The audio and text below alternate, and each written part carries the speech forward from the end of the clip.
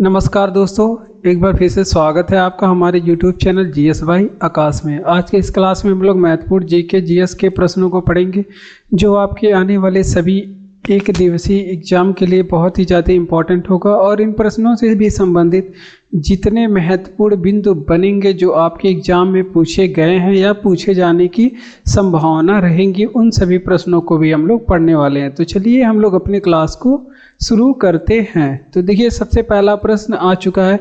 तो इस क्लास की खास बात यह है कि इसमें जीएस के जितने भी सब्जेक्ट होते हैं सभी का रिवीजन हो जाता है। ठीक, सभी का आपका रिवीजन हो जाएगा और थोड़ी डीप में हम लोग पढ़ेंगे, आसान को प्रश्नों को भी पढ़ेंगे और थोड़ी गहराई में भी, इन प्रश्नों के गहराई में भी जाने की कोशिश करेंगे ताकि आपके आने वाले सभी एग्जामों में कोई भी प्रश्न छूटे ना।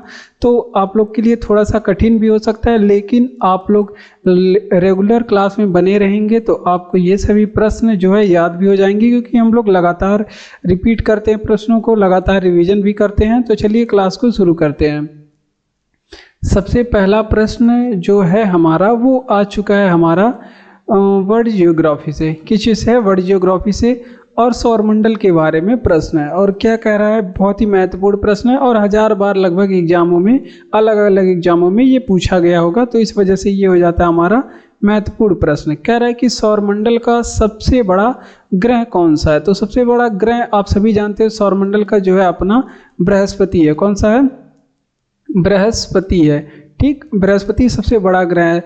वहीं छोटा ग्रह जब पूछता है आपसे कि छोटा ग्रह सौरमंडल का कौन है, तो आप लोग प्रेम से क्या बता देते हैं कि बुध जो ग्रह है वो सबसे छोटा ग्रह है। ठीक, बृहस्पति। अब बृहस्पति के बारे में बहुत सारे एग्जामों में प्रश्न पूछे जाते हैं। अगर आपसे पूछे कि बृहस्पति अपना एक चक्कर कितने समय में लगाता है, एक चक्कर कितने समय में लगाता है, तो ये मात्र 10 घंटे में एक चक्कर लगाता है। जबकि ये 10 घंटे में एक चक्कर लगाता है, जो कि सभी ग्रहों से जितने भी सबसे कम समय में लगाता है। जितने भी ग्रह अपने चक्कर लगाते हैं उनमें से सबसे कम समय में जो है ये एक चक्कर लगा लेता है, मात्र 10 घंटे में। ठीक, इसी वजह से बृहस्पति पे क्या होता है? सबसे छोटा दिन होता है।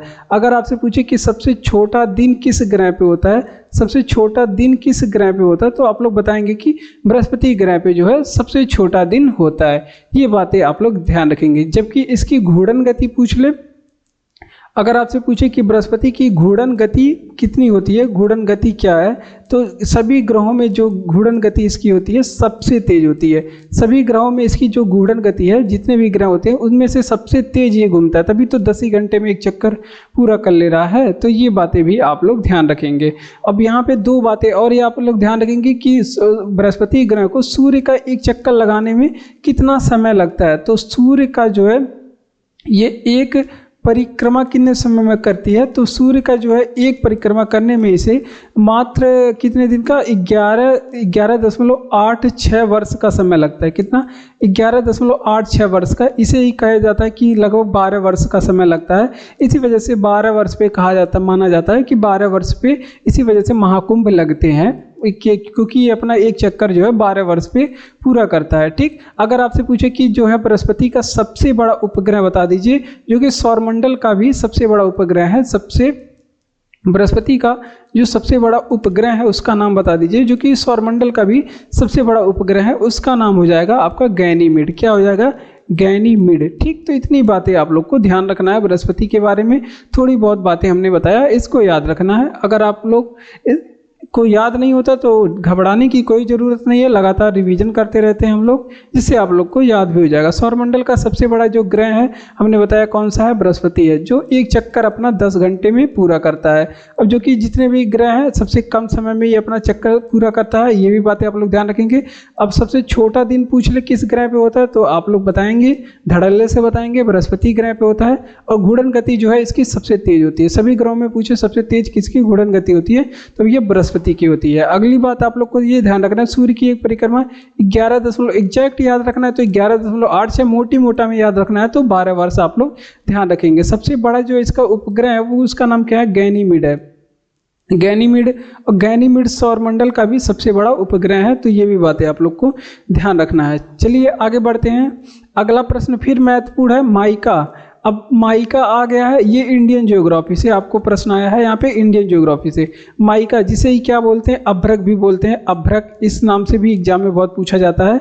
साइंस से भी इस प्रश्न को ले सकते हैं या फिर इंडियन ज्योग्राफी से भी ले सकते हैं, दोनों की दृष्टि से इंपॉर्टेंट है। तो ये पूछ रहा है कि सबसे प्रचुर मात्रा में उपलब्ध कहाँ पे है, तो ये आप लोग ध्यान रखेंगे, सबसे प्रचुर मात्रा में आंध्र प्रदेश में उपस्थित है। कहाँ पे, आंध्र प्रदेश में उपस्थित है। ठीक, ये बातें आप लोग को ध्यान रखना।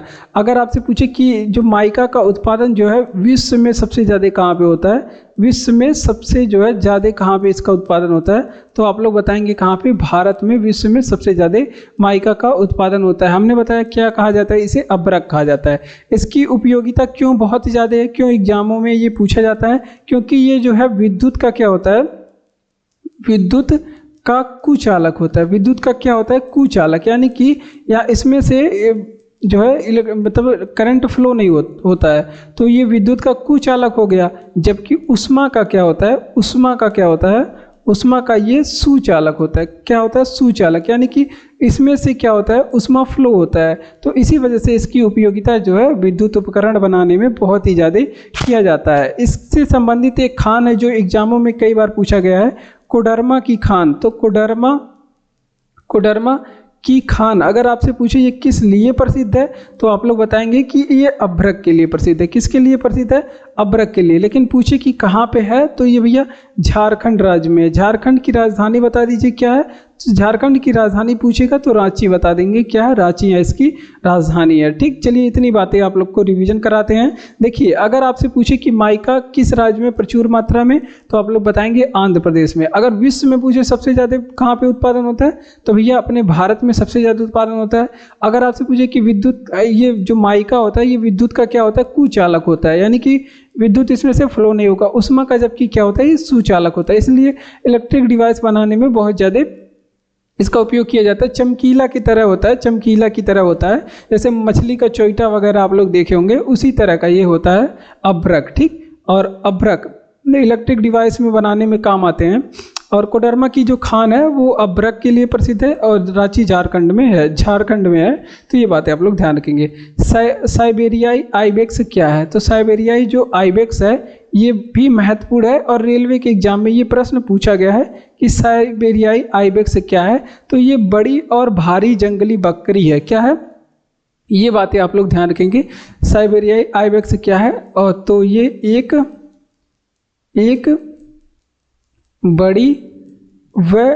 बड़ी व भारी क्या है, भारी बकरी है। क्या है, बकरी की एक नस्ल है जिसे क्या बोलते हैं, साइबेरियाई आइबेक्स। ये एक जंगली बकरी होती है। कैसी बकरी होती है, जंगली बकरी। आइए चलिए कुछ प्रजातियों के बारे में हम लोग देख लेते हैं, क्योंकि एग्जाम में पूछे जाते हैं। जैसे अगर आपसे पूछे कि साइबेरियाई आइबेक्स के बारे में एग्जाम में पूछा गया है, इसका वैज्ञानिक नाम भी आप लोग ध्यान रखेंगे, वैज्ञानिक नाम। तो ये अगर आपसे पूछे कि इसका वैज्ञानिक नाम, वैसे शायद ही पूछे, लेकिन आप लोग को ध्यान रखना है ऐसे ही वैज्ञानिक नाम। कई चीज़ें आप अगर कभी सुने भी होते हैं तभी ऑप्शन में मिलता है, तो आप लोग उसको सही कर सकते हैं। तो इसका वैज्ञानिक नाम क्या है, तो कैप्रा सिविरिका इसका वैज्ञानिक नाम है। तो ये भी बातें आप लोग ध्यान रखेंगे, सिविरिका क्या है, इसकी वैज्ञानिक नाम है। ये बातें आप लोग को ध्यान रखना है। आगे चलते हैं, आगे कुछ हमारे जानवर और उनके वैज्ञानिक नामों के बारे में, उनके नस्लों के बारे में देख लेते हैं। अगर आपसे पूछे कि बर्बरी किसकी नस्ल है, जो कि एग्जाम में पूछा गया है, और पश्मीना के बारे में भी एग्जाम में पूछा गया है। पश्मीना ये नस्ल किसकी है, तो ये नस्ल पूछे तो ये जो है बकरी की नस्ल है। किसकी नस्ल है, बकरी की। ये बातें आप लोग ध्यान रखेंगे। अगर आपसे पूछे कि निमाड़ी किसकी नस्ल है, निमाड़ी एंड साहीवाल। अगर आपसे पूछे कि साहीवाल भी किसकी नस्ल है, साहीवाल, तो ये आप सभी जानते भी होंगे ये किसकी नस्ल है, ये गाय की नस्ल है। साहीवाल और निमाड़ी ये गाय की नस्ल है, जो कि एग्जाम में पूछा गया। बसरा अगर आपसे पूछ ले किसकी नस्ल है, बसरा, तो बसरा एग्जाम में पूछा गया है, ये मुर्गी की नस्ल है। किसकी नस्ल है, मुर्गी की नस्ल है। अगर आपसे पूछे कि मुर्रा किसकी नस्ल है, मुर्रा नस्ल, ये एग्जाम में पूछे गए हैं। मुर्रा नस्ल ये भैंस की नस्ल है। किसकी? भैंस की नस्ल है। ये बातें आप लोग को ध्यान रखना है। तो इतनी बातें आप लोग को याद रखना है कि साइबेरियाई आइबेक्स क्या है, तो ये एक बड़ी व भारी क्या है? बकरी की नस्ल है। एक बड़ी व भारी बकरी की नस्ल है। और हमने बताया कि बर्बरी क्या है, तो ये पश्मीना नस्ल की क्या है? बकरी है। ठीक। निमाड़ी और साहिवाल क्या है? ये गाय की नस्ल है, निमाड़ी और साहिवाल। ठीक। आगे बात करते हैं, बसरा किसकी नस्ल है? ये मुर्गी की नस्ल है बसरा। मुर्रा किसकी नस्ल है? ये भैंस की नस्ल है। ठीक। आगे बढ़ते हैं कि भारत के किस स्टेशनों के बीच सबसे लंबी ट्रेन चलती है? तो देखिए ये भी महत्वपूर्ण प्रश्न है, महत्वपूर्ण प्रश्न है ये। और ये जो है आपके ये प्रश्न आप लोग को इंडियन ज्योग्राफी में पढ़ा दिए जाएंगे, पढ़ाया जाता है। ठीक। तो देखिए कि तो ये जो ट्रेन चलता है वो डिब्रूगढ़ से आपके कन्याकुमारी तक चलता है भाई। ये कौन सी ट्रेन है जो है? ये चलता है डिब्रूगढ़ से कहाँ तक चलता है? ये कन्याकुमारी तक चलता है, कन्याकुमारी तक चलता है। और इस पे जो ट्रेन चलती है वो ट्रेन का क्या नाम है? ये भी बातें आप लोग को ध्यान रखना है। ट्रेन कौन सी चलती है? तो ट्रेन का जो नाम है उसका नाम है विवेक एक्सप्रेस। को क्या नाम है? उस ट्रेन का नाम है विवेक एक्सप्रेस। ठीक। ये हो गया विवेक एक्सप्रेस। और इसका जो नाम है स्वामी विवेकानंद के नाम पे पड़ा है। ये भी बातें आप लोग को ध्यान रखना है, हो सकते कभी पूछ ले। स्वामी विवेकानंद के नाम पे इस ट्रेन का नाम पड़ा है क्या? विवेक एक्सप्रेस। इतनी बातें आप लोग को ध्यान रखना है जो डिब्रूगढ़ से कन्याकुमारी तक जाती है। बहुत ही पुराना प्रश्न है जो कि एग्जाम में पूछा जाता है। अगर आपसे पूछे कि ट्रेन 18 का नाम क्या है, ट्रेन 18 का वर्तमान समय में नाम क्या हो चुका है, तो इसी का नाम हो चुका है वंदे भारत ट्रेन। क्या हो चुका है? वंदे भारत ट्रेन। ठीक। इसका नाम हो चुका है। ये भी बातें आप लोग ध्यान रखेंगे। अगर वंदे भारत ट्रेन की बात करें, ये शुरू कहाँ से कहाँ तक हुई थी, तो ये पहली बार शुरू हुई थी दिल्ली से वाराणसी। तो ये प्रश्न जो है अभी भी महत्वपूर्ण है। दिल्ली से वाराणसी के बीच में पहली वंदे भारत ट्रेन की शुरुआत हुई थी। ये भी बातें आप लोग ध्यान रखेंगे। अगर आपसे पूछे कि भारत में कुल रेल जोन कितने हैं, अगर आपसे पूछे कि भारत में कुल रेल जोन कितने हैं, तो टोटल 18 रेल जोन है। क्योंकि नवीनतम रेलवे जोन कौन है? दक्षिण तटीय रेलवे जोन, जिसका मुख्यालय कहाँ पे है? विशाखापत्तनम में। तो इतनी बातें आप लोग को ध्यान रखना है कि भारत के किस स्टेशनों के बीच सबसे लंबी ट्रेन चलती है। हमने बताया डिब्रूगढ़ से कन्याकुमारी तक जाती है। इसका नाम है क्या? विवेक एक्सप्रेस। और ये इसका नाम जो है स्वामी विवेकानंद के नाम पे ही रखा गया। ठीक। अगली बात हमने बताया कि ट्रेन 18 का क्या नाम है, तो वंदे भारत ट्रेन 18 का नाम है, जिसकी शुरुआत दिल्ली से वाराणसी के बीच में पहली वंदे भारत ट्रेन की शुरुआत हुई थी।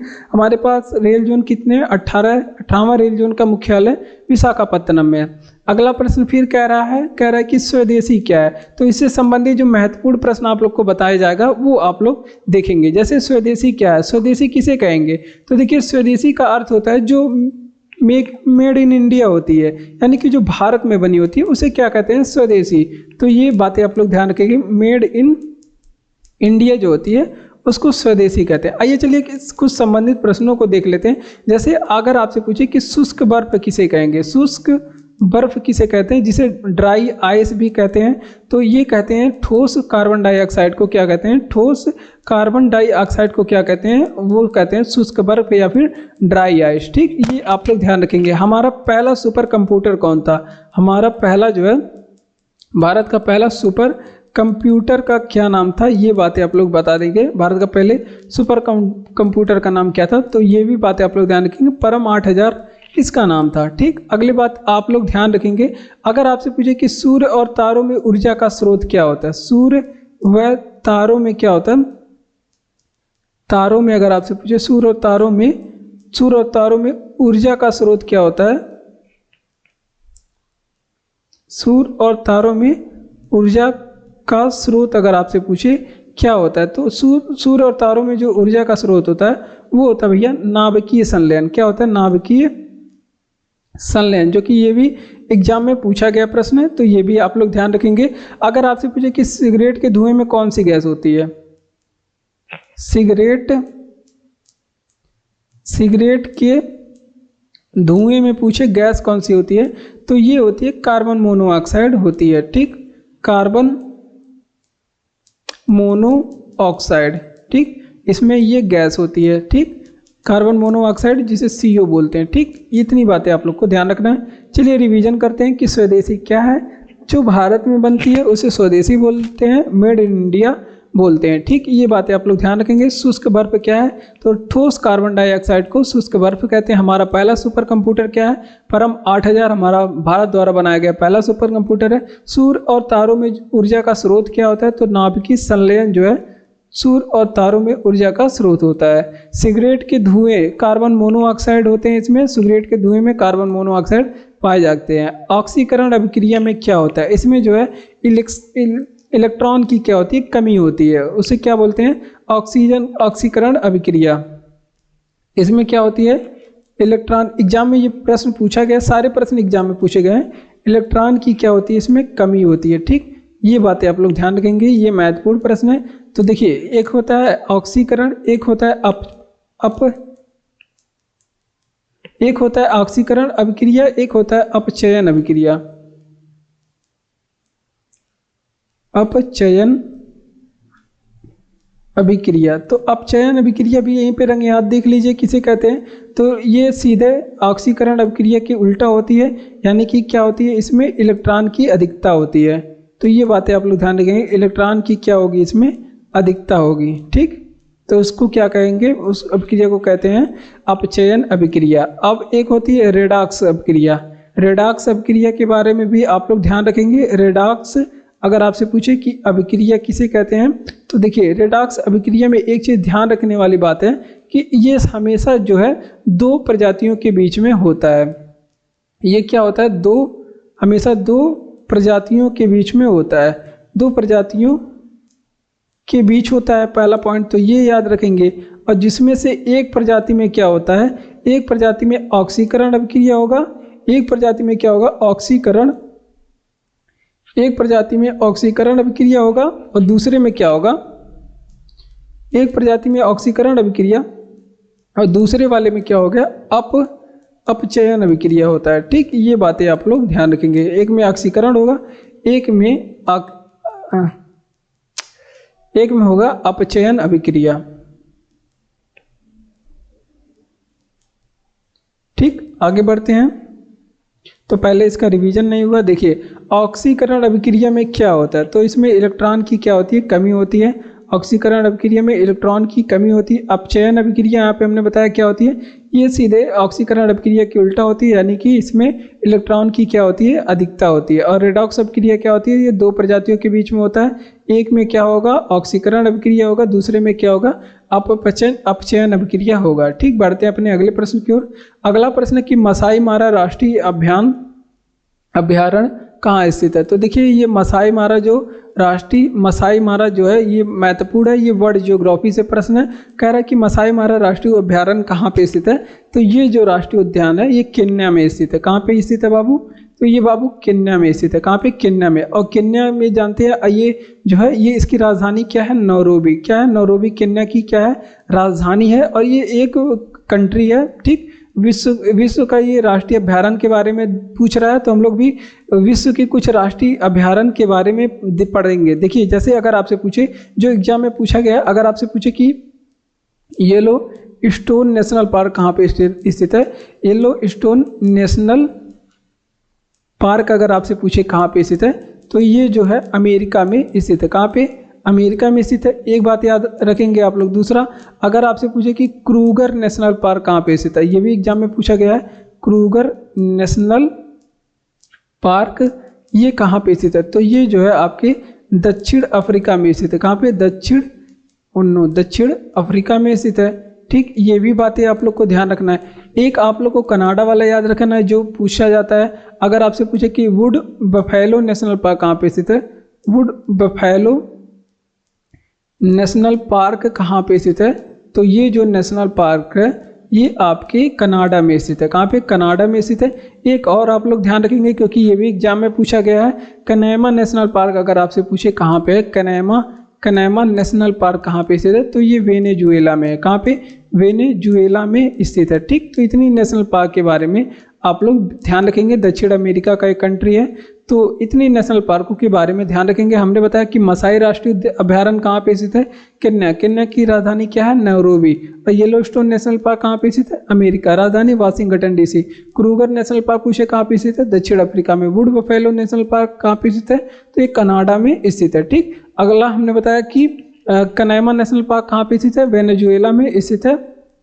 ठीक। तो इतनी बातें आप लोग ध्यान रखेंगे। सेपक टाकरा क्या है? तो ये देखिए एक किक वॉलीबॉल है। सेपक टाकरा अगर आपसे पूछे क्या है तो ये किक वॉलीबॉल है। किक वॉलीबॉल का मतलब जो पैर से खेला जाता है, पैर से मार के खेला जाता है। किक वॉलीबॉल का मतलब पैर से मार के खेला जाता है। एक वॉलीबॉल होता है जो हाथों से खेला जाता है। किक वॉलीबॉल में अगर आपसे पूछे किक वॉलीबॉल में खेलने में किन चीज़ों का उपयोग किए जाते हैं तो सबसे ज़्यादा इसमें पैर से मारा जाता है, पैर से, सिर से भी इसमें मारा जाता है, सिर से भी मारा जाता है और सीने से भी मारा जाता है, सीने से भी मारा जाता है। इसके अलावा घुटनों से भी आप मार सकते हैं, घुटनों से भी मारा जाता है। तो इसमें ये है। अगर आपसे पूछे कि वॉलीबॉल में खिलाड़ी कितने होते हैं, अगर आपसे पूछे कि वॉलीबॉल में खिलाड़ी कितने होते हैं तो इसमें 6 खिलाड़ी होते हैं। 6 कुल 6 खिलाड़ी होते हैं। अगर आपसे पूछे कि प्रति टीम कितने खिलाड़ी होते हैं, प्रति टीम कितने खिलाड़ी होते हैं तो 3 खिलाड़ी होते हैं। एक टीम में जो है 3 खिलाड़ी होते हैं। अगर आपसे पूछे कि वॉलीबॉल का जन्म कहाँ से हुआ है, वॉलीबॉल खेल का जो है ये जन्म कहाँ से हुआ है तो ये भी आप लोग ध्यान रखेंगे। अमेरिका से इसका जन्म हुआ है। कहाँ से? अमेरिका में। और श्रीलंका का जो राष्ट्रीय खेल अगर आपसे पूछे, हमारा पड़ोसी देश है तो ये सभी चीज़ें याद रखेंगे। श्रीलंका का अगर आपसे पूछे कि राष्ट्रीय खेल क्या है तो वो भी क्या है? श्रीलंका का राष्ट्रीय खेल अगर आपसे पूछे तो वो भी क्या है? वॉलीबॉल है। तो इतनी बातें आप लोग को ध्यान रखना है। वॉलीबॉल से संबंधित इतनी बातें हमने जो बताया सभी एग्जामों में पूछे गए हैं। देखिए सेपक टकरा ये रेलवे के एग्जाम में पूछा गया है। रेलवे के एग्जाम में पूछा गया था क्या है तो ये किक वॉलीबॉल है। किक वॉलीबॉल का मतलब क्या? जो पैरों से मार करके खेला जाता है। इसमें किन चीज़ों का उपयोग किया जाता है? हमने बताया कि इसको पैरों से भी मार सकते हैं, घुटनों से भी मार सकते हैं, सीने से भी मार सकते हैं, सिर से भी मार सकते हैं। बहुत डिफिकल्ट होता है लेकिन हाथ का यूज इसमें नहीं होता है। खिलाड़ी कुल कितने खिलाड़ी होते हैं तो कुल इसमें 6 खिलाड़ी होते हैं। एक टीम में पूछे तो 3 खिलाड़ी होते हैं। वॉलीबॉल का जो जन्म पूछा जाता है कि किस खेल का जन्म कहाँ से हुआ है तो ये अमेरिका से वॉलीबॉल का जन्म हुआ है। ये बातें आप लोग ध्यान रखेंगे। ये भी पूछा जाता है किस देश का राष्ट्रीय खेल क्या है तो देखिए श्रीलंका का राष्ट्रीय खेल पूछे तो वॉलीबॉल है। ठीक। श्रीलंका की न्यायिक राजधानी क्या है? फिर श्रीलंका आ गया, महत्वपूर्ण बात है। ठीक। श्रीलंका की न्यायिक राजधानी क्या है? जब न्यायिक पूछे तो श्रीलंका की तो हो जाएगी कोलंबो। ठीक। न्यायिक राजधानी पूछे श्रीलंका की क्या हो जाएगी? कोलंबो हो जाएगा। ठीक। बात सही है। लेकिन अगर आपसे पूछे, अगर यही पूछ ले कि श्रीलंका की प्रशासनिक राजधानी क्या है, श्रीलंका की अगर आपसे पूछे कि प्रशासनिक राजधानी यहाँ की क्या होती है तो ये हो जाती है श्री जयवर्धनपुरा कोट्टे। क्या हो जाएगी? श्री जयवर्धनपुरा कोट्टे इसकी क्या हो जाएगी? राजधानी हो जाएगी। चलिए कोई बात नहीं। अगर आपसे पूछे कि श्रीलंका के बारे में राष्ट्रपति बता दीजिए कौन है और प्रधानमंत्री बता दीजिए। अगर आपसे पूछे कि श्रीलंका के बता दीजिए राष्ट्रपति कौन है तो अनुरा कुमार क्या है यहाँ के राष्ट्रपति, अभी हाल ही में बने हैं। अनुरा कुमार क्या बने हैं? यहाँ के राष्ट्रपति बने हैं। अगर आपसे पूछे कि श्रीलंका की प्रधानमंत्री क्या कौन है तो हरीनी अमरसूरिया क्या है यहाँ की प्रधानमंत्री है। कौन है? हरीनी अमर सूर्य क्या है यहाँ की प्रधानमंत्री है। ये बातें आप लोग ध्यान रखेंगे। अब अगली बात आप लोग ध्यान रखेंगे कि भारत के साथ में युद्ध अभ्यास कौन कौन सा करता है तो अगर आपसे पूछे कि सैन्य अभ्यास श्रीलंका भारत के साथ में कौन कौन से सैन्य अभ्यास करता है तो ये आपका एक करता है सिलीनेक्स करता है। सिलीनेक्स अगर अभ्यास पूछे किसके बीच में होता है तो भारत और श्रीलंका के बीच में। दूसरा मित्र शक्ति भी अगर आपसे पूछे किसके बीच में होता है युद्ध अभ्यास, मित्र शक्ति तो भी भारत और श्रीलंका के बीच में होता है, इंडिया और श्रीलंका के बीच में। ये बातें आप लोग ध्यान रखेंगे। अगला बात आप लोग बताएंगे। अगर आपसे पूछे कि श्रीलंका की भाषा क्या है, भाषा यहाँ पे कौन सी बोली जाती है तो सिंहली भाषा यहाँ पे बोली जाती है, सिंहली। या फिर यहाँ पे थोड़ी बहुत मात्रा में तमिल भी बोली जाती है क्योंकि तमिलनाडु के नज़दीक है तो थोड़ी बहुत मात्रा में तमिल भी बोली जाती है। तो ये भी बातें आप लोग ध्यान रखेंगे। चलिए श्रीलंका की न्यायिक राजधानी पूछेगा तो कोलंबो बता देंगे। अगर प्रशासनिक राजधानी पूछेगा तो आप लोग क्या बता देंगे? श्री जयवर्धनपुरा कोट्टे बता देंगे। क्या बता देंगे? श्री जयवर्धनपुरा पूरा कोट्टे बता देंगे, ये बातें आप लोग ध्यान रखेंगे। राष्ट्रपति यहाँ के अनुरा कुमार है और प्रधानमंत्री जो है यहाँ की हरिणी अमर सूर्या है, ठीक। और भाषा यहाँ की सिंहली और थोड़ी बहुत यहाँ पे तमिल भी बोली जाती है। अगर आपसे पूछे कि भारत के साथ सैन्य अभ्यास कौन सा करता है, ये सिलिनेक्स और मित्र शक्ति सैन्य अभ्यास जो है भारत और श्रीलंका के बीच में ही होता है। पंचतंत्र की दंत कथाएं, पंचतंत्र की दंत कथाएं किसके द्वारा लिखित मानी जाती है? तो पंचतंत्र के जो लेखक हैं, 1000 बार एग्जाम में पूछा गया है, ये विष्णु शर्मा है। कौन है यहाँ पे नोट करेंगे, ये कौन है इसके लेखक? विष्णु शर्मा है। पहली बात आप लोग नोट करेंगे। अगला प्रश्न, कुछ प्रश्नों, अब यहाँ पे कुछ रचनाओं के बारे में पढ़ेंगे जो एग्जाम में बार बार पूछी जाती हैं। अगर आपसे पूछे कि भैया प्रेम वाटिका कौन लिख दिए, प्रेम वाटिका के बारे में बता दीजिए कौन लिखा है। तो प्रेम वाटिका जो है ये रसखान जी लिखे हैं। कौन भी लिखे हैं? रसखान जी लिखे हैं। अगर आपसे पूछे कि साहित्य लहरी कौन लिखा है, साहित्य लहरी के लेखक कौन है? तो साहित्य लहरी के लेखक वो काली सूरदास हैं। सॉरी वो है, कौन है? सूरदास, ठीक, सूरदास हैं। अगली बात, अगर आपसे पूछे कि बुद्ध चरित्र के रचनाकार कौन है, बुद्ध चरित्र के लेखक कौन है? तो इसके लेखक है अश्वघोष। कौन है? अश्वघोष बुद्ध चरित्र के लेखक। ये भी बात एग्जाम में कई बार पूछा गया है। कादम्बरी के लेखक कौन है? ये भी बात बता दीजिए आप लोग। अगर आपसे पूछे कि कादम्बरी के लेखक कौन है, तो इसके लेखक है जो है बाणभट्ट। एग्जाम में पूछा गया है, बाणभट्ट इसके लेखक हैं। अगला बात आप लोग बताएंगे कि 10 कुमार मित्रम के लेखक, 10 कुमार चरित्र के लेखक कौन है? 10 कुमार चरित्र के लेखक कौन है? तो इसके लेखक है आचार्य दांडी। इसके लेखक कौन है? आचार्य दांडी। अगर आपसे पूछे कि यहीं पे अष्टाध्यायी के लेखक कौन है, अष्टाध्यायी के लेखक कौन है, तो ये आप लोग ध्यान रखेंगे। अष्टाध्यायी के लेखक हैं पाणिनि। कौन है? पाणिनि अष्टाध्यायी के लेखक हैं। तो ये जो भी बातें हैं हमने बताई, ये सभी एग्जामों में कई बार पूछे गए प्रश्न हैं। तो इसी वजह से इसको हम लगाएंगे, कौन सा महत्वपूर्ण वाला प्रश्न है, ये भाई बात आप लोग ध्यान रखेंगे। तो हमने बताया पंचतंत्र के लेखक कौन है? विष्णु शर्मा है। अष्टाध्यायी के लेखक कौन है? पाणिनि है। और हमने बताया कि प्रेम वाटिका के लेखक कौन है? रसखान। आप लोग बता दीजिए कि पूछा गया है कि नहीं, प्रश्न पूछा गया है। और साहित्य लहरी के लेखक कौन है? सूरदास हैं। बुद्ध चरित्र के लेखक कौन है? अश्वघोष हैं। बुद्ध चरित्र के लेखक अश्वघोष हैं। और कादम्बरी के लेखक कौन है? बाणभट्ट है कादम्बरी के लेखक। 10 कुमार मित्रम के लेखक, 10 कुमार चरित्र के लेखक कौन है? आचार्य दांडी। सत्यमेव जयते का अर्थ क्या है? ट्रुथ अलोन ट्राइम्फ इसके अर्थ है, क्या है? सत्यमेव जयते। महत्वपूर्ण प्रश्न है ये। सत्यमेव जयते अक्सर एग्जामों में पूछा जाता है। कौन कौन से प्रश्न सत्यमेव जयते से पूछा जाता है? आइए चलिए हम आपको बताते हैं।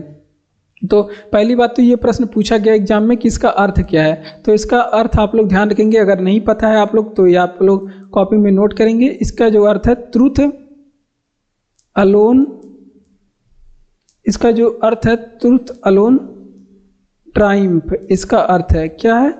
Truth alone triumph. ये बातें आप लोग ध्यान रखेंगे। और ट्रुथ अलोन ट्राइम्फ का हिंदी अर्थ क्या होता है? कि सत्य की जीत होती है। ये बातें आप लोग ध्यान रखेंगे। इसका हिंदी अर्थ क्या होता है? सत्य की जीत होती है। तो ये बात तो आप लोग को पता था, लेकिन ट्रुथ अलोन ट्राइम्फ नहीं पता था और ये एग्जाम में पूछा गया था। इसी वजह से पूछा गया था ताकि बच्चे जवाब ना दे पाएं। अच्छा, आपसे पूछे कि सत्यमेव जयते के बारे में, ये लिया कहाँ से गया है? तो ये कौन से उपनिषद से लिया गया है? तो ये पूछा जाता है। तो अगर आपसे पूछे ये कौन से उपनिषद से लिया गया है, तो मुंडक उपनिषद से लिया गया। मुंडक उपनिषद से लिया गया, पहली बात हो गई। और दूसरी बात आप लोग को ये याद रखना है यहाँ से कि जो है इसकी लिपि क्या है, किस लिपि में जो है सत्यमेव जयते, ये भी एग्जाम में पूछा गया है। तो ये देवनागरी लिपि में, देवनागरी लिपि जैसे हम लिख रहे हैं, तो ये जो लिपि है ये देवनागरी लिपि है, ठीक। देवनागरी लिपि में इसको लिखा गया है सत्यमेव जयते। अगला बात है कि इसको जो है राष्ट्रीय आदर्श वाक्य कब बनाया गया? सत्यमेव जयते को राष्ट्रीय आदर्श वाक्य कब घोषित किया गया? क्योंकि ये हमारा राष्ट्रीय आदर्श वाक्य है। तो ये बातें आप लोग ध्यान रखेंगे। ये 26 जनवरी 1950 के दिन राष्ट्रीय आदर्श वाक्य बनाया गया। तो इतनी बातें आप लोग को ध्यान रखना है। चलिए आगे बढ़ते हैं। अगर आपसे पूछे कि सत्यमेव जयते का अर्थ क्या है? ट्रुथ अलोन ट्राइम्फ, इसका अर्थ होता है क्या? ट्रुथ अलोन ट्राइम्फ, ठीक। और लिया कहाँ से गया? मुंडक उपनिषद से। और किस लिपि में है? तो देवनागरी लिपि में है। इसका अर्थ क्या होता है? ट्रुथ अलोन ट्रायम्फ का, यानी कि सत्य की ही जीत होती है। राष्ट्रीय आदर्श वाक्य इसको 26 जनवरी 1950 को घोषित किया गया। माले किस देश की राजधानी है? देखिए एग्जामों में कई देशों उसकी राजधानी और उसकी मुद्रा के बारे में पूछा गया है, और ये बातें जो है अब यहाँ पे माले देश की राजधानी पूछा गया, तो इस प्रश्न में हम लोग माले की जो है कुछ देश और उनकी राजधानियों के बारे में पढ़ेंगे। जैसे देखिए माले किस देश की राजधानी है? ये मालदीव की राजधानी है। किसकी राजधानी है? मालदीव की राजधानी। आइए चलिए कुछ देश और उनकी राजधानियों के बारे में पढ़ते हैं हम लोग फटाफट। देखिए अगर आपसे पूछे कि मालदीव की जो है मुद्रा, अगर आपसे पूछे क्या है मुद्रा, तो यहाँ की होती है मुद्रा जो है रुपया होती है। क्या होती है? रुपया। अगर आपसे पूछे कि मालदीव की संसद का नाम बता दीजिए क्या है? मालदीव की संसद का नाम बता दीजिए क्या है? तो मजलिस यहाँ की संसद का नाम है। क्या है? मजलिस यहाँ की संसद का नाम है। अगर आपसे पूछे कि मालदीव की जो है भाषा क्या है? भाषा, तो एकुवेरिन यहाँ की भाषा है। क्या है? एकुवेरिन क्या है? यहाँ की भाषा है। एकुवेरिन अभ्यास करता है भारत के साथ में। अगर आपसे पूछे कि भाषा क्या है यहाँ पे, भाषा क्या है यहाँ की, तो दिहेवी यहाँ की क्या है? भाषा है दिहेवी। और भारत के साथ में ये युद्ध अभ्यास युद्ध अभ्यास कौन सा करता है? एक एकता युद्ध अभ्यास पूछे किन देशों के बीच में होती है? एक एकुवेरिन पूछ ले। एकुवेरिन किसके बीच में होती है? तो ये भारत और मालदीव के बीच में होती है। किसके बीच में? भारत और मालदीव के बीच में होती है। ठीक, ये बातें आप लोग को ध्यान रखना है। एकुवेरिन और एकता युद्ध अभ्यास जो है ये भारत और मालदीव के बीच में होती है। ये पूछा जाता है युद्ध अभ्यास के बारे में कि ये किन देशों के बीच में होती है। अगर आपसे पूछे कि भैया बता दिया जाए कि एशिया का सबसे छोटा देश कौन सा है? एशिया का सबसे छोटा देश कौन सा है? तो एशिया का जो सबसे छोटा देश होता है वो है मालदीव। क्या है? मालदीव। तो इतनी बातें आप लोग को ध्यान रखना है। चलिए रिवीजन करते हैं कि माले किस देश की राजधानी है। तो माले जो है ये मालदीव की राजधानी। कहाँ की राजधानी है? मालदीव की राजधानी है। अगर आपसे पूछे कि यहाँ की मुद्रा क्या होती है? तो रुपया होती है यहाँ की मुद्रा।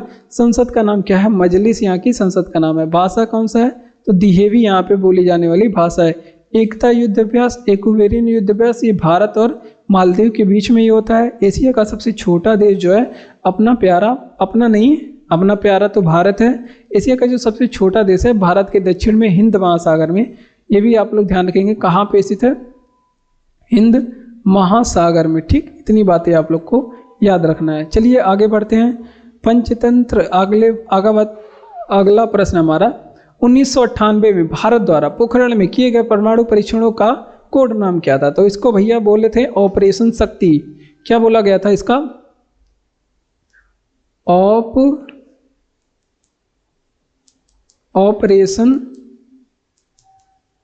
ऑपरेशन शक्ति। ठीक, तो इसका कोड नाम था। ये बात होगी। पोखरण कहाँ पे परीक्षण किया गया था? राजस्थान में। तो और ये भारत का 1998 वाला जो था ये भारत का दूसरा परमाणु परीक्षण था। कौन सा था? दूसरा, 1998 वाला। पहला परमाणु परीक्षण अगर आपसे पूछे भारत कब किया था? पहला वाला। तो भारत जो पहला अपना परमाणु परीक्षण 1974 में 1974 में किया था। और कहाँ पे किया था? पोखरण में, सेम जगह पे, पोखरण राजस्थान में किया था। ये भी बातें आप लोग को ध्यान रखना है। और ये यहाँ पे पूछा जाएगा, अगर आपसे पूछे यहाँ पे कोड नाम क्या था? कोड नाम क्या था? तो इसका कोड नाम था ऑपरेशन स्माइलिंग बुद्धा। क्या था? स्माइलिंग बुद्धा इसका कोड नाम था। अगला बात यहाँ से क्या पूछा जाएगा कि यहाँ पे कितने बम फोड़े गए थे। अगर आपसे पूछे कि भारत यहाँ पे इसका जो बम था वो कितना वजन का था, तो वजन पूछे तो 12 kg का था। 12 किलोग्राम इसका वजन था। क्योंकि ये भी एग्जाम में पूछा गया कि पहले परमाणु परीक्षण में जिसका नाम क्या था? ऑपरेशन स्माइलिंग बुद्धा, उसमें जो बम फोड़ा गया था उसका वजन क्या था? तो 12 kg का था। और ये ऑपरेशन 1998 वाले में क्या पूछा जाता है कि इसमें कितने बम फोड़े गए थे? दूसरा जो परमाणु परीक्षण था उसमें कितने बम फोड़े गए, ये भी बातें आप लोग ध्यान रखेंगे। तो इसमें कुल 5 बम फोड़े थे। 5 बम फोड़े थे। बम मतलब क्या? कि वही परमाणु बम फोड़े थे। ठीक, वो आप लोग पटाखा वाला मत समझ लीजिएगा। नहीं। 1998 में भारत द्वारा पोखरण में किए गए परमाणु परीक्षणों का कोड नाम क्या था? तो इसको ऑपरेशन शक्ति बोला गया। क्या बोला गया? ऑपरेशन शक्ति। और ये जो परमाणु परीक्षण हुआ था इसमें भारत ने 5 बम फोड़े थे अमेरिका से चुपके 1998 में हुआ था। दूसरा वाला पोखरण कहाँ पे है? राजस्थान में, ठीक। और पहला परमाणु परीक्षण ने बता दिया 1974 में पोखरण राजस्थान में हो गया, और इसका नाम क्या था? स्माइलिंग बुद्धा। 12 kg का ये बम था। अगर आपसे पूछे कि विश्व में पहला परमाणु परीक्षण कौन किया था, अगर आपसे पूछे कि विश्व में पहला परमाणु परीक्षण कौन किया था, पहला परमाणु परीक्षण कौन किया था, तो वो आप लोग ध्यान रखेंगे अमेरिका ने किया था। कब किया था? तो 1945 में किया था। ये भी रंगे हाथ आप लोग लपेट लेंगे। आगे बढ़ते हैं कि भारतीय हॉकी टीम के कप्तान कौन है। तो हॉकी टीम के जो कप्तान है हरमनप्रीत कौन है? हरमनप्रीत सिंह है, ठीक। ये बातें आप लोग ध्यान रखेंगे। करंट अफेयर का प्रश्न है, ये करंट अफेयर का यहाँ पे प्रश्न है। अगर आपसे पूछे कि भारतीय हॉकी टीम के कप्तान कौन है, तो यहाँ पे नोट करेंगे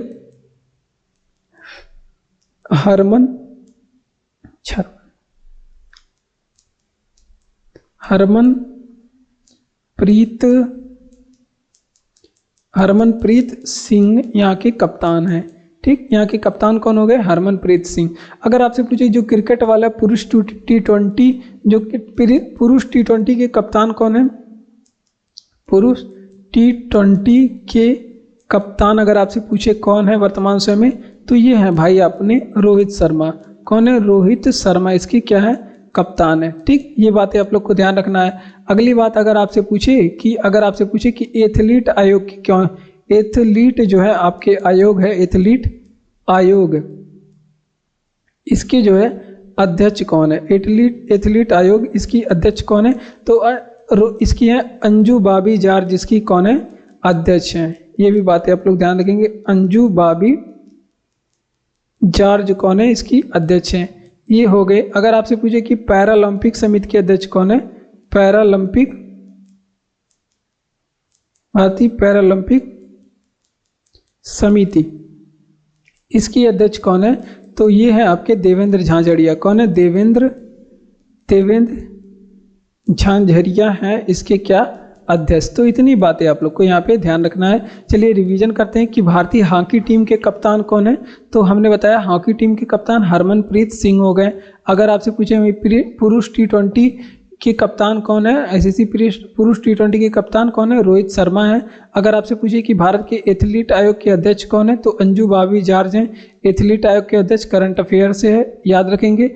ये भी करंट अफेयर का ही प्रश्न है। और पैरालंपिक समिति के अध्यक्ष कौन है? देवेंद्र झांझड़िया है। ये भी बातें आप लोग को ध्यान रखना है, करंट अफेयर से प्रश्न है, ठीक। अगला प्रश्न है कि 0 डिग्री सेंटीग्रेड कितने फ़ारेनहाइट के बराबर होता है। तो ये 0 डिग्री सेंटीग्रेड 32 डिग्री फ़ारेनहाइट के बराबर होता है। ये बातें आप लोग ध्यान रखेंगे। कितने डिग्री फ़ारेनहाइट के? तो 32 डिग्री फ़ारेनहाइट के बराबर होता है। अगर आपसे पूछे कि फ़ारेनहाइट जो पैमाना होता है, इसकी खोज कौन किए थे? फ़ारेनहाइट जो पैमाना होता है,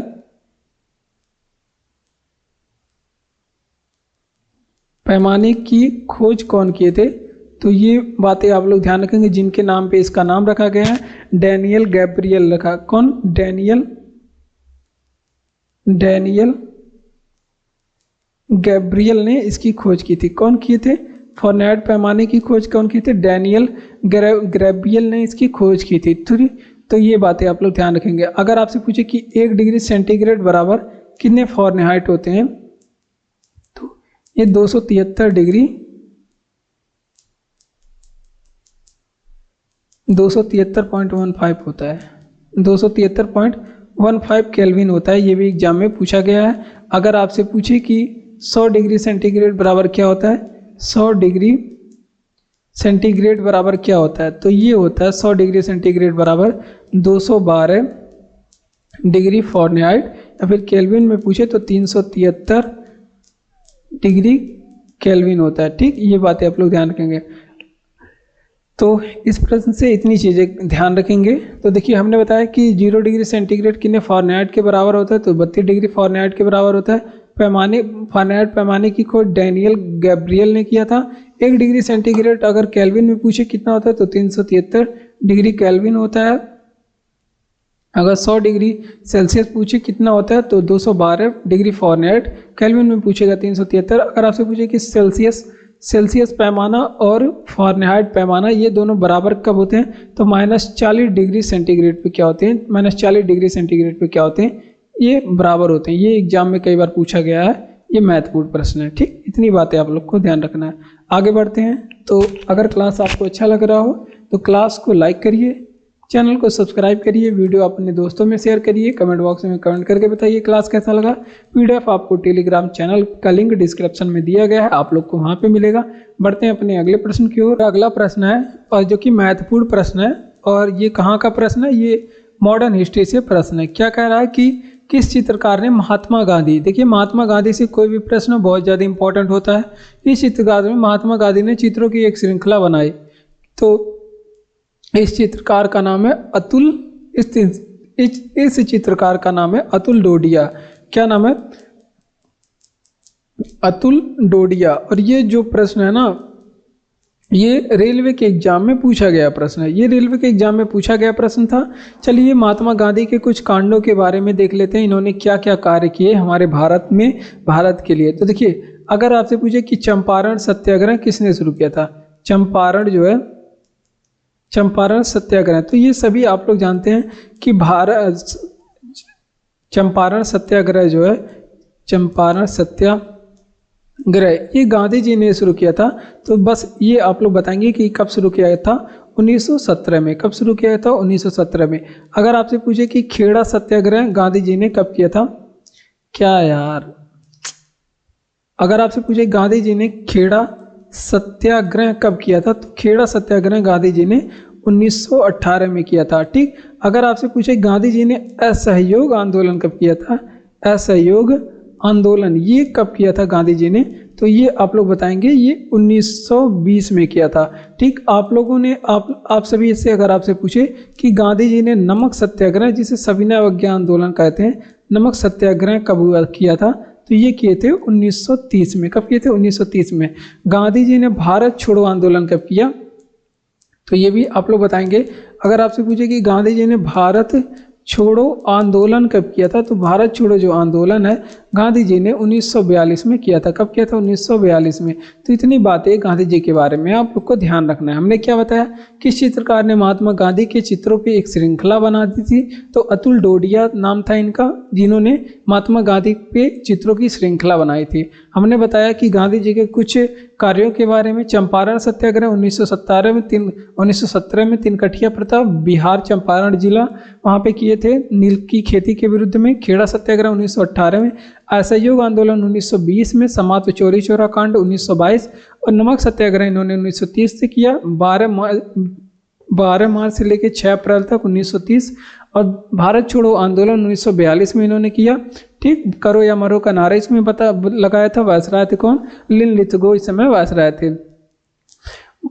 और सामान्य विश्राम हृदय गति धड़कन प्रति मिनट क्या होता है, तो देखिए ये साइंस का प्रश्न है। इस क्लास में सभी चीज़ों का आपका रिवीजन होगा।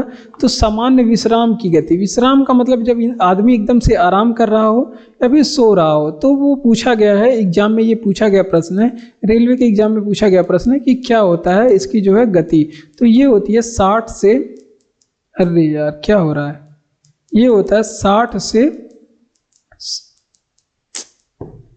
ये होता है 1 मिनट, तो ये होता है 60 से 100 धड़कन प्रति मिनट होता है। क्या होता है? 60 से 100 धड़कन प्रति मिनट। ये ऑप्शन में यही सही था, 60 से 100 धड़कन।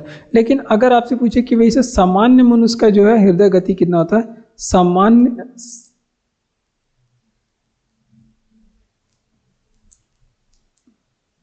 सामान्य मनुष्य का जो है हृदय गति कितना होता है, तो हमने बताया कि 72 बार होता है। 1 मिनट में क्या होता है? 72 बार प्रति मिनट होता है सामान्य मनुष्य का। जबकि ये आराम विश्राम वाला है। विश्राम मतलब सो रहा हो या फिर एकदम रिलैक्स हो। सामान्य मतलब कुछ भी सामान्य तौर पे कुछ भी काम कर रहा हो, तो उसका जो है 75 हो गया, क्या 72 बार प्रति मिनट होता है। क्या होता है? 72 बार प्रति मिनट। अगर आपसे पूछे कि एक धड़कन में हमारा जो हृदय, एक धड़कन में कितना रक्त पंप करता है, तो ये भी बातें आप लोग ध्यान रखेंगे। एक धड़कन में 70 ml जो है हमारा जो दिल है वो रक्त क्या करता है? पंप करता है। ये बातें आप लोग को ध्यान रखना है। अगर आपसे पूछे कि हृदय की गति किससे मापते हैं, हृदय की गति मापने का जो यंत्र होता है उसको क्या कहते हैं? तो उसको कहते हैं स्टेथोस्कोप। क्या कहते हैं? स्टेथोस्कोप बोलते हैं। जो हृदय की गति मापने का जो यंत्र होता है स्टेथोस्कोप होता है। अगर आपसे पूछे कि हृदय की जांच किस यंत्र में करते हैं, हृदय की जांच जो है वो किस यंत्र से करते हैं, तो वो करते हैं कार्डियोग्राम से। किस में करते हैं? कार्डियोग्राम में करते हैं हृदय की जांच। तो ये बातें आप लोग ध्यान रखेंगे। अगर आपसे पूछे कि हृदय की गति को नियंत्रित कौन करता है, हृदय की गति को नियंत्रित करने के लिए पेसमेकर का उपयोग किया जाता है। ये भी बात एग्जाम में पूछा गया है कि हृदय की गति को नियंत्रित कौन करता है, तो कृत्रिम तरह से पेसमेकर इसकी क्या करता है? गति को नियंत्रित करता है। तो ये भी बात एग्जाम में पूछी गई है, कई बार पूछी गई है। तो इतनी चीज़ें आप लोग को ध्यान रखना है। चलिए इसका रिवीजन करते हैं कि हमने बताया कि सामान्य विश्राम की गति धड़कन प्रति मिनट क्या होती है? 60 से 100 होती है। ये बातें आप लोग ध्यान रखें। कितना होता है? 60 से 100 होता है। सामान्य मनुष्य जो है 1 मिनट में 72 बार इसका धड़कन दिल जो है धड़कता है, और एक बार धड़कन में जो है 70 ml रक्त क्या करता है? पंप करता है। एग्जाम में पूछा गया है, महत्वपूर्ण है। हृदय की गति किस में मापते हैं? एग्जाम में पूछा गया है। स्टेथोस्कोप पे हृदय की जांच, ये भी एग्जाम में पूछा गया, कार्डियोग्राम कहलाता है। और हृदय की गति को नियंत्रित पेसमेकर 1000 बार एग्जाम में पूछा गया है। एवरेस्ट पे चढ़ने वाली जो पहली महिला थी उनका नाम बता दीजिए। तो एवरेस्ट पे चढ़ने वाली जो पहली महिला थी वो उनका नाम था, जापान की रहने वाली थी, और उनका नाम था जुनको तबेई। क्या नाम था? कहाँ गया? उनका नाम था जुनको तबेई। ये अभी भी एग्जाम में इस तरह के प्रश्न पूछे जाते हैं। उनका नाम था जुनको तबेई, और ये कहाँ की रहने वाली है? जापान की। हिमालय पे कौन चढ़ रहा है, कौन उतर रहा है, ये अभी भी एग्जाम में पूछी जाती है। इस वजह से ये आप लोग ध्यान रखेंगे। अगर आपसे पूछे कि हिमालय पे चढ़ने वाले पहले पुरुष कौन थे? पहले पुरुष, अभी भारतीयों की बात नहीं हो रही है, पहले पुरुष पूछ ले तो वो कौन थे? वो थे एडमंड हिलेरी और तेंजिंग नर्गे। एडमंड हिलेरी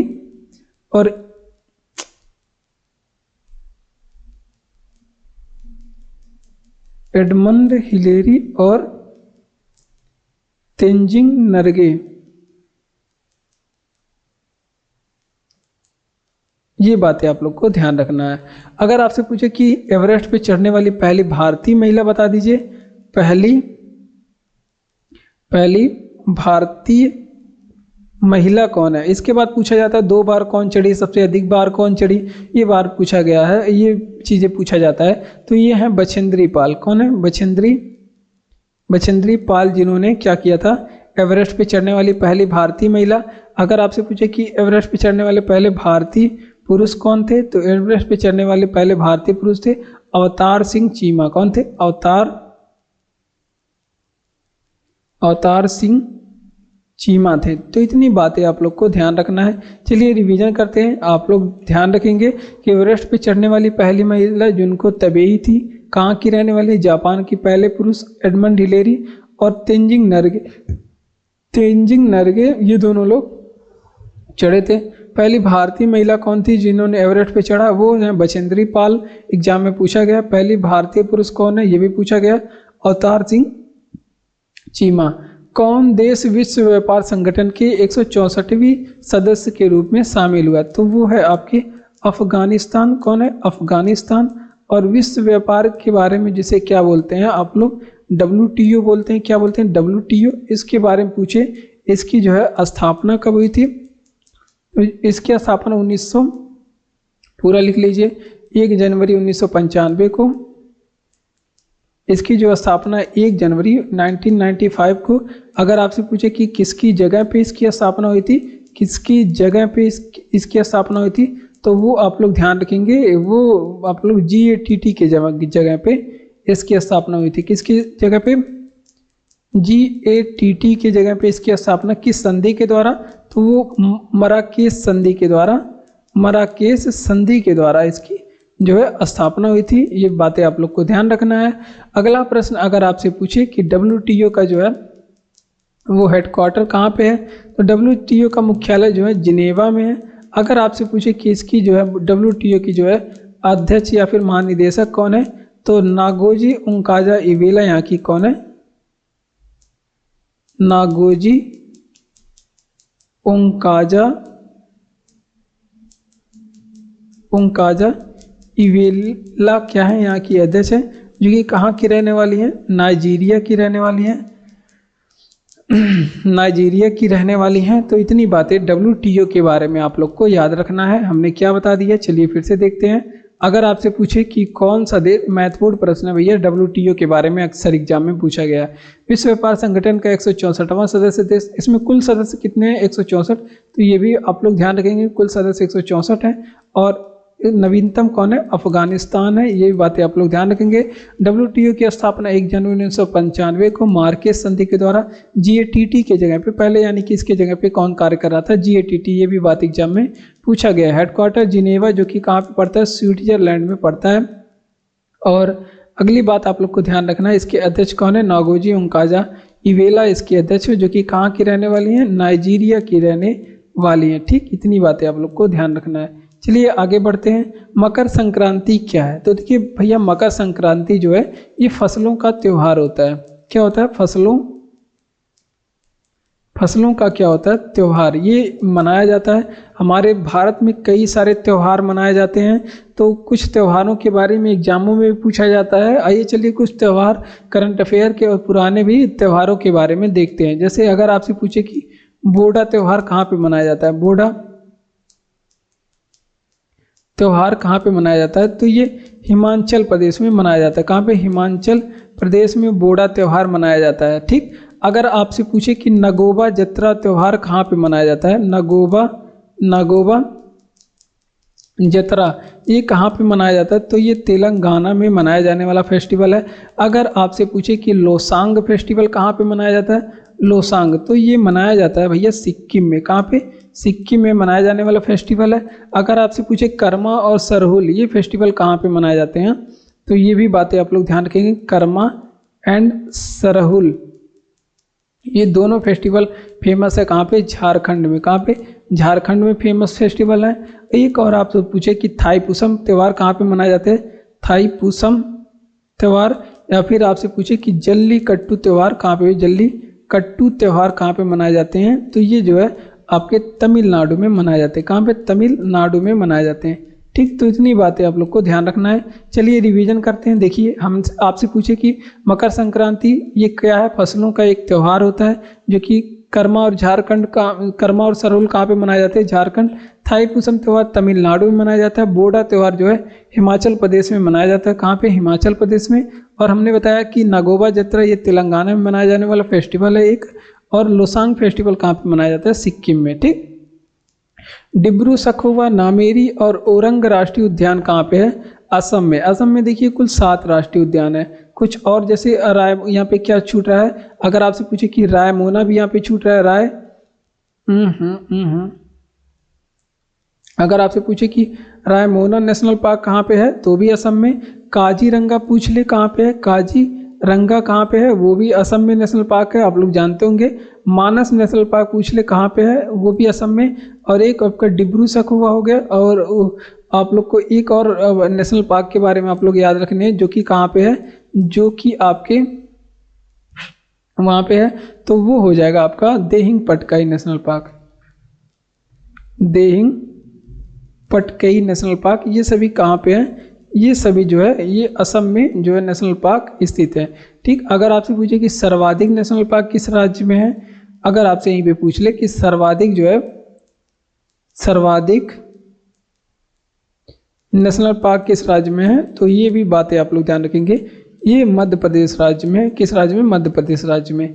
चलिए इसका रिवीजन करते हैं कि डिब्रू सखोवा, नामेरी, ओरंग, या फिर रायमोना पूछ ले, या फिर काजीरंगा पूछ ले, या फिर मानस पूछ ले, या फिर देहिंग पटकई पूछ ले। ये सातों नेशनल पार्क जो है वो असम राज्य में। कहाँ पे, असम में है। ठीक, ये बातें आप लोग ध्यान रखेंगे, असम में है। और ये महत्वपूर्ण प्रश्न है नेशनल पार्क से। अगर आपसे पूछे कि सर्वाधिक नेशनल पार्क कहाँ पे है, तो मध्य प्रदेश राज्य में सबसे ज़्यादा नेशनल पार्क है। अगला प्रश्न कि पोस्ट IT और स्कॉच टेप ये के विकास के साथ कौन सी कंपनी संबंध है। तो देखिए महत्वपूर्ण प्रश्न ये है कि पोस्ट IT जो आप लोग देखते होंगे, जो पढ़ने वाले बच्चे होते हैं लाइब्रेरी में, पीला कलर का इतना छोटा टुकड़ा चिपकाते हैं कुछ लिख करके, कुछ याद रखने के लिए फार्मूला या फिर और कुछ चीज़ें याद करके चिपकाते हैं, उसको क्या बोलते हैं, पोस्ट आईटी। स्कॉच टेप का मतलब जो टेप होता है चिपकाने वाला, और उसको एक तरह का टेप होता है स्कॉच टेप, वो जो है ये किस कंपनी का बनाया हुआ प्रोडक्ट है, ये एग्जाम में पूछा गया प्रश्न है, और ये जो है रेलवे के एग्जाम में पूछा गया प्रश्न है। तो देखिए ये 3M एक कंपनी है जो कि कहाँ की है, ये अमेरिका की कंपनी है, अमेरिका की कंपनी है, वहाँ से ये जो है पूछा गया है। तो इस प्रश्न का यहाँ पे लाने का उद्देश्य मात्र यही है कि इसके साथ मैं कुछ और कंपनियों के बारे में आपको बता सकूं, जिससे जो कंपनियां एग्जाम में पूछी गई हैं और पूछे जाने की संभावनाएं हैं। तो देखिए अगर आपसे पूछे कि नाइक कंपनी कहाँ की है, ये कई एग्जाम में ये पूछी गई है, नाइक कंपनी ये कहाँ की कंपनी है, तो ये आप लोग ध्यान रखेंगे, ये भैया अमेरिका की कंपनी है। ये हो गया, ये एग्जाम में पूछा गया था। और क्या पूछा गया, अगर आपसे पूछे कि इन्फोसिस कंपनी कहाँ की है, इन्फोसिस, तो ये कोई विदेशी कंपनी नहीं है। इन्फोसिस कंपनी के बारे में पूछे तो ये कर्नाटक भारत की कंपनी है। कहाँ की है, कर्नाटक में इसका हेडक्वार्टर है, और ये कहाँ की कंपनी है, इंडिया की कंपनी है। ठीक, ये बातें आप लोग को ध्यान रखना है। अगर आपसे पूछे कि लेनोवो कंपनी कहाँ की है, लेनोवो ये जो है कंपनी कहाँ की है, लेनोवो कंपनी, तो ये आप लोग ध्यान रखेंगे, ये चीन की कंपनी, चीन की। एग्जाम में पूछा गया था कि मर्सिडीज बेंज कहाँ की कंपनी है, मर्सिडीज बेंज जो कि कार निर्माता कंपनी है, मर्सिडीज बेंज जो है ये कहाँ की कंपनी है, महंगी महंगी कारें बनाती हैं, मर्सिडीज बेंज ये कहाँ की कंपनी है, तो ये जो है जर्मनी की कंपनी, कहाँ की, जर्मनी की कंपनी। इसी तरह से हमने कई सारे कारों की कंपनियों के बारे में एक वीडियो में आप लोग को बताया था, जो कि चैनल पे अपलोड है, अलग से नहीं है, इसी तरह के इसी सीरीज में है। तो देखिए पोस्ट आईटी और स्कॉच टेप के विकास के साथ कौन सी कंपनी संबंध है, तो हमने बताया अमेरिका की एक कंपनी है जिसका नाम है 3M, ये इस चीज़ को बनाई थी पोस्ट आईटी, जो इतने छोटे छोटे कागज़ के टुकड़े चार कोने के रहते हैं और बच्चे लाइब्रेरी में चिपकाते हैं, पीला कलर का और या फिर पिंक कलर का होता है, उसको पोस्ट आईटी बोलते हैं। स्कॉच टेप एक प्रकार का टेप होता है, तो वो 3M अमेरिका की कंपनी है, वो बनाती है। अभी तो भारत में भी बनने लगा, लेकिन शुरुआत यही की थी 3M कंपनी। मर्सिडीज बेंज जो कि जर्मनी की एक कंपनी है, कार निर्माता। सुजुकी पूछे कहाँ की है, जापान की, ओसामू सुजुकी ने डेवलप किया था। और नाइकी कहाँ की कंपनी, अमेरिका की कंपनी। इन्फोसिस जो है कर्नाटक भारत की कंपनी है। लेनोवो कंपनी जो है चीन की कंपनी है, जो कि फ़ोन लैपटॉप वगैरह बनाते हैं। ठीक, एक्सरे की खोज किसने किया था, तो रॉन्टिजन ने एक्सरे की खोज किया था, तो ये बात एग्जाम में पूछा गया था, तो ये भी बातें आप लोग ध्यान रखेंगे। विलियम रॉन्टिजन ने क्या किया था इसकी, रॉन्टिजन ने इसकी खोज किया था। तो इसके लिए इनको नोबेल भी मिला था। कब मिला था इसके लिए इन्हें नोबेल कब मिला था, 1901 में, जो पहला वाला नोबेल जब शुरुआत हुई थी तभी इनको भौतिकी में किस क्षेत्र में नोबेल मिला था, तो ये भी बातें आप लोग ध्यान रखेंगे। भौतिकी में इन्हें पहला नोबेल दिया गया था। ठीक, इसकी खोज के लिए, किस चीज़ की खोज के लिए, रॉन्टिजन ने एक्सरे की खोज की थी, जो कि आप सभी जानते हैं कितना महत्वपूर्ण है आज के ज़माने में। एक्सरे, किसी का हड्डी टूट गया है या फिर कोई तोड़ दिया है तो सबसे पहले वो एक्सरे ही करवाता है। अच्छा, तो इसका खोज कब हुआ था, तो ये भी आप लोग यहाँ पे बताएंगे। तो 1895 में इसकी खोज हो गई थी ताकि प्लास्टर हो सके। अब कुछ उपकरणों के बारे में, उसके खोजकर्ताओं के बारे में पूछेंगे। जैसे एग्जाम में जो पूछे गए प्रश्न हैं जो ज़्यादा पूछे जाते हैं। अगर आपसे पूछे कि ब्लूटूथ के आविष्कारक कौन है, ब्लूटूथ के, तो ब्लूटूथ के आविष्कारक हार्टसन किए थे। कौन, हार्टसन ने इसका आविष्कार किया था। अगर आपसे पूछे कि टेलीफोन का आविष्कार किसने किया था, टेलीफोन का आविष्कार किसने किया था, टेलीफोन का आविष्कार किसने किया था, तो ग्राहम बेल ने। ग्राहम बेल ने टेलीफोन का आविष्कार किया था। लेकिन अगर टेलीविज़न का आविष्कार पूछ ले किसने किया था, टेलीविज़न का आविष्कार किसने किया था, तो ये किए थे आपके लोगी बेयर्ड। कौन किए थे, लोगी बेयर्ड इसके आविष्कारक हैं। अगर आपसे पूछे कि रेडियो के आविष्कारक, जो कि एग्जाम में पूछा गया है, रेडियो के आविष्कारक कौन है, रेडियो के आविष्कारक कौन है, तो मार्कोनी इसके आविष्कारक है। कौन है, मार्कोनी रेडियो के आविष्कारक हैं। ये भी बातें आप लोग को ध्यान रखना है। एक आप लोग ध्यान रखेंगे कि दूरबीन के आविष्कारक कौन है। दूरबीन के आविष्कारक कौन है? तो गैलीलियो है दूरबीन के आविष्कारक। गैलीलियो जिन्होंने हमारी आकाशगंगा जो देवयानी है उसको सबसे पहले देखा था, और इन्होंने सबसे पहले शनि के जो छल्ले हैं उनकी भी खोज की थी।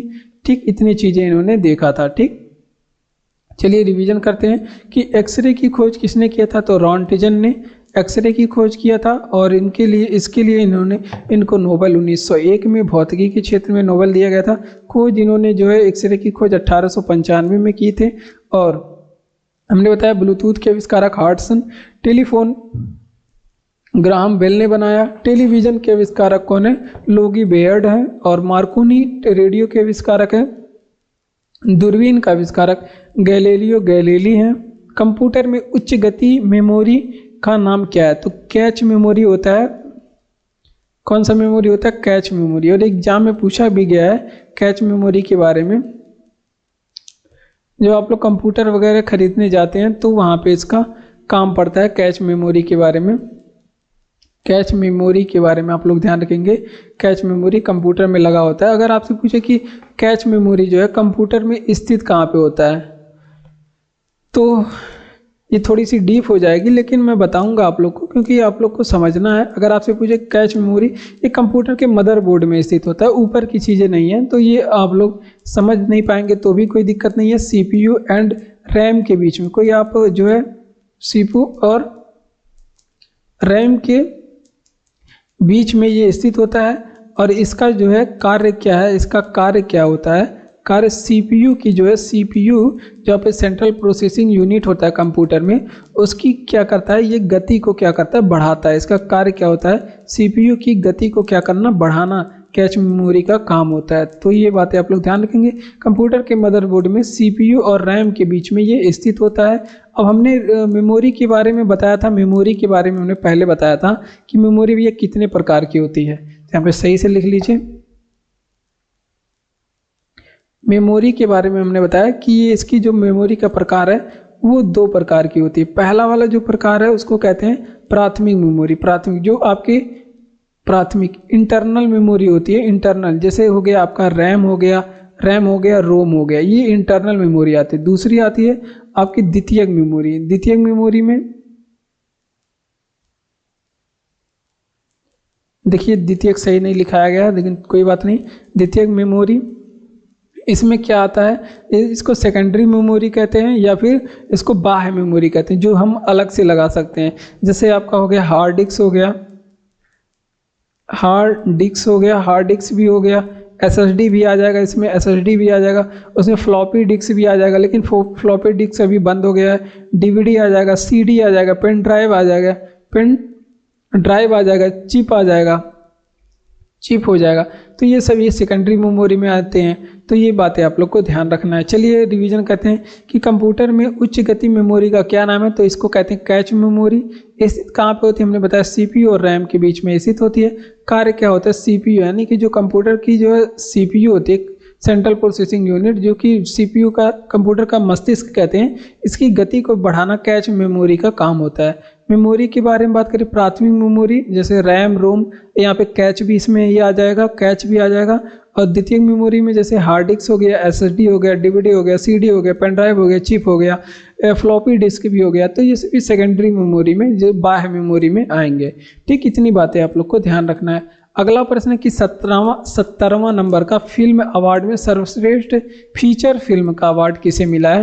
करंट अफेयर का प्रश्न है, महत्वपूर्ण करंट अफेयर का प्रश्न है, ये आपके एग्जाम में पूछा जाएगा, आप लोग जरूर याद रखें। तो ये अट्टम को मिला इस बार। किसको? अट्टम को। अट्टम क्या है? एक मलयालम फिल्म है। क्या है? मलयालम फिल्म है। ये भी बातें आप लोग को ध्यान रखना है। अगर आपसे पूछे कि इसमें जो है सर्वश्रेष्ठ बेस्ट एक्टर का अवार्ड किसे मिला? बेस्ट एक्टर का आविष्कार अवार्ड किसे मिला? तो ये भी आप लोग ध्यान रखेंगे। ऋषभ शेट्टी को क्या मिला? बेस्ट एक्टर का अवार्ड मिला है। किस फिल्म के लिए? कांतारा फिल्म के लिए मिला है। तो ये भी बातें आप लोग को यहाँ पे रंगे हाथ याद रखना है। ऑस्कर पुरस्कार अभी 2024 वाले के बारे में कुछ प्रश्न देखें। अगर आपसे पूछे कि ऑस्कर, बहुत बार एग्जामों में ये भी पूछा जाता है ऑस्कर पुरस्कार के बारे में। अगर आपसे पूछ ऑस्कर पुरस्कार 2024 के बारे में, तो अगर आपसे पूछे कि इसका इस बार जो है 2024 में क्रम क्या था ऑस्कर का, तो 96 नंबर का मिला। अगर आपसे पूछे कि इसमें बेस्ट फिल्म का अवार्ड किसको मिला, बेस्ट फिल्म का अवार्ड किसको मिला है, तो ओपेनहाइमर को मिला। किससे? ओपेनहाइमर को मिला है। ओपेनहाइमर को बेस्ट फिल्म का अवार्ड मिला है। और ऑस्कर पुरस्कार में 2026 वाले की बात है, 2024 वाले की बात है। तो ये भी बात है आप लोग को यहाँ पे रंगे हाथ याद रखना है। चलिए इसका रिवीजन कर लेते हैं, इतना बहुत है। 17वां फिल्म अवार्ड में सर्वश्रेष्ठ फीचर फिल्म का अवार्ड किसे मिला, तो अट्टम फिल्म को मिला है, जो कि एक मलयालम फिल्म है। बेस्ट एक्टर का अवार्ड इसमें किसको मिला, तो ऋषभ शेट्टी को मिला है कांतारा फिल्म के लिए। ऑस्कर पुरस्कार 2024 वाले के बारे में बताया हमने। क्रम कौन सा है, 96। बेस्ट फिल्म का अवार्ड इसमें किसको मिला, ओपेनहाइमर को मिला है। अब बेस्ट एक्टर का पूछे किलियन मर्फी को मिला है। और बेस्ट एक्ट्रेस को पूछे, बेस्ट एक्ट्रेस का अवार्ड किसे मिला, तो एम्मा वाटसन को मिला। सुनामी की चेतावनी का संकेत क्या है, तो देखिए सुनामी की जो चेतावनी होती है, महत्वपूर्ण प्रश्न है, वर्ल्ड जियोग्राफी में सुनामी वगैरह के बारे में आप लोग पढ़ेंगे। तो ये जो है समुद्र तट से पानी क्या होती है, कम होती है, तेजी से क्या होती है, पीछे हटने लगती है, यानी कि सुनामी आने का संकेत होता है। तो ये बातें आप लोग ध्यान रखेंगे, समुद्र तट से पानी पीछे हटना क्या होता है, वो संकेत होता है सुनामी आने का। ठीक, अगर आपसे पूछे कि सुनामी के बारे में, सुनामी उत्पन्न कैसे होती है, सबसे पहले तो यही बता दीजिए। अगर आपसे पूछे कि सुनामी उत्पन्न कैसे होती है, तो ये भूकंप, समुद्रों के बीच में प्लेटों का जो टकराव खिसकाव होता है, यानी कि भूकंप जब आता है तब क्या होता है, इसमें जो है भूकंप के द्वारा सुनामी आती है समुद्रों के भीतर। अगर आपसे पूछे कि सुनामी किस भाषा का शब्द है, तो ये भी आप लोग ध्यान रखेंगे कि ये जापानी भाषा का शब्द है। किस भाषा का शब्द है, जापानी भाषा का शब्द है। ये भी बात एग्जाम में पूछा गया, सुनामी किस भाषा का शब्द है, जापानी भाषा का शब्द है। अगर आपसे पूछे कि सुनामी जागरूकता दिवस हम लोग कब मनाते हैं, तो ये भी यहाँ पे ध्यान रखेंगे, सुनामी जागरूकता जो है ये दिवस कब मनाया जाता है, तो सुनामी जो जागरूकता दिवस है ये 5 अक्टूबर के दिन मनाया जाता है। कब मनाया जाता है, 5 अक्टूबर के दिन। इतनी बातें आप लोग को ध्यान रखना। चलिए, सुनामी की चेतावनी की संकेत क्या है, तो सुनामी की चेतावनी की संकेत होता है समुद्र तट से तेजी से पानी क्या होता है, पीछे हटता है। समुद्र तट से पानी क्या होता है, तेजी से पीछे हटता है। सुनामी जागरूकता दिवस हमने बताया 5 अक्टूबर को मनाया जाता है। उत्पन्न रोग क्या होता है, भूकंप द्वारा उत्पन्न रोग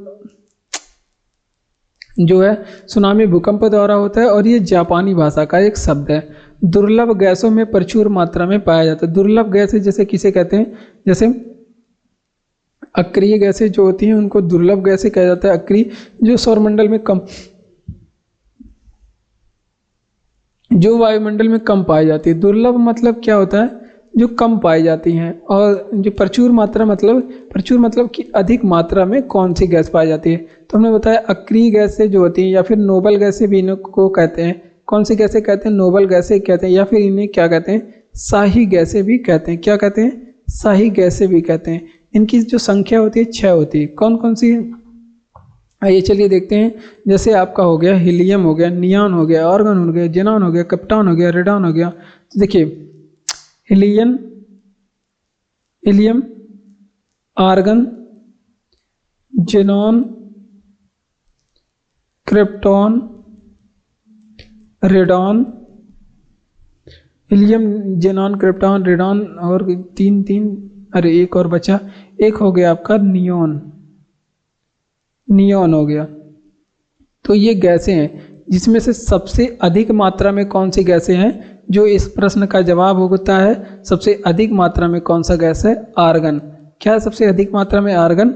और सबसे कम मात्रा में कौन सी गैसें हैं, सबसे कम मात्रा में जो है वो है आपका रेडॉन गैस, हमने पहले भी बताया है। और जो है भूकंप आने का जो संकेत होता है वो कौन सा गैस होता है, तो भूकंप का जो है संकेत जो है वहाँ पे भूकंप का संकेत क्या होता है, तो वो होता है आपके संकेत, वो रेडॉन गैस होता है। जहाँ पे भूकंप आने वाला होता है वहाँ पे रेडॉन गैस की अधिकता हो जाती है। तो इतनी बातें आप लोग को ध्यान रखना है। दुर्लभ गैसों में प्रचुर मात्रा में कौन सा पाया जाता है, आर्गन गैसें पाया जाता है। जबकि सबसे कम पूछे कौन सा पाया जाता है, वो रेडॉन गैस पाया जाता है। अक्रिय गैस इन्हें कहते हैं, नोबल गैस कहते हैं, शाही गैस ही कहते हैं। संख्या इनकी 6, helium, neon, xenon, krypton, radon, argon और ये सब होते हैं। अगला प्रश्न है कि अंडमान और निकोबार के द्वीपों का नया नाम क्या है। तो देखिए अंडमान और निकोबार के द्वीपों का नया नाम बदला गया है, जिनका नाम क्या कर दिया गया, शहीद द्वीप कर दिया गया। क्या कर दिया गया था, शहीद